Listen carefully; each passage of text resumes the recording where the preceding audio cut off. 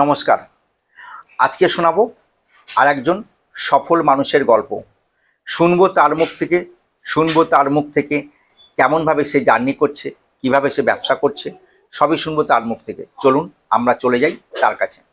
নমস্কার ম্যাডাম। নমস্কার স্যার। আগে বলুন আপনার বাড়ি কোথায় রাজু। আর আপনার নাম? প্রিয়া দাস। তো এখানে প্রথমে যখন শুরু করেছিলেন কটা ডাইস নিয়ে শুরু করেছিলেন? একটা ডাইস নিয়ে আমি শুরু করেছিলাম। সেটা কতদিন আগে?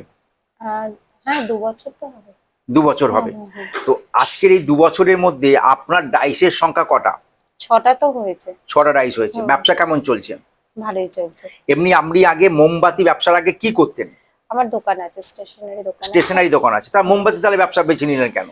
না, ওখানে আমি এই জিনিস রাখতাম এবং সেখান থেকে দেখলাম যে আমার চাহিদা বাড়ছে, মানে কাস্টমার বাড়ছে, এবং তখন আমার একটা আইডিয়া এলো যদি এটা আমি নিজে করি। আচ্ছা। তো সেই সূত্রে আমি দেখলাম আপনারই ভিডিও দেখে আমি সোনারপুরে এখানে আসি, যোগাযোগ আপনার সঙ্গে হয় এবং তারপরে আমি একটা ডাইস নিয়ে বিজনেসটা শুরু করি এবং এখন ওই 6টা ডাইস নিয়ে আমি করছি এটা। আচ্ছা। আর এর মতো অবস্থায় আমার এখন যখন আমি পারি না, তো আপনার কাছ থেকে মানে রেডি মাল আমি নিয়েও নিই। আচ্ছা। তো পার ডে কিরকম ইনকাম হচ্ছে যদি ছোট্ট করে বলেন? 500-600 তো লাভ থাকে। 500-600 লাভ থাকবে।